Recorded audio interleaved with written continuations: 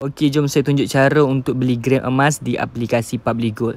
Di telefon kita ni, make sure kita dah ada aplikasi Public Gold seperti ini, ikon seperti ini. Boleh download di Play Store ataupun App Store. Klik sahaja, akan keluar username dan password. Masukkan saja username kita dan password. Sekiranya belum ada lagi username dan password, boleh daftar PM saya nombor telefon seperti saya sertakan di bawah ni. Bila dah masuk username dan password, kita login macam biasa sahaja. Okay, so dia akan keluarlah paparan seperti ini. Kita akan ada di bahagian top up, sell, withdraw, history. So untuk beli emas, tekan di bahagian top up sahaja. Okay, so tekan dia ada gold dengan silver. Okay, boleh pilih gold. Okay, RM100 sekarang ni dapat 0.2639 dan 379 dapat 1 gram. So boleh semua, minimum RM100 saja. Payment method ni kita boleh pilih kita nak bayar FPX online banking ke ataupun auto debit ke ataupun bank in upload.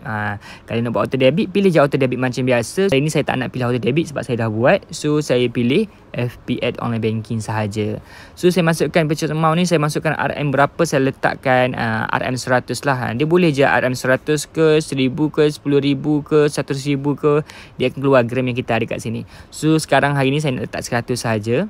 So untuk siapa ni, untuk diri kita juga. Okay, and then agree, please order. Okay, dia akan ke akaun bank kita. Okay, masukkan sahaja akaun bank yang kita nak tolak duit tu, yang kita nak bayar. Okay, sekarang dah selesai. Kita boleh tengok kat sini dah berubah kita punya gap total balance. So sangat-sangat mudah. Selamat mencuba. Okay, thank you.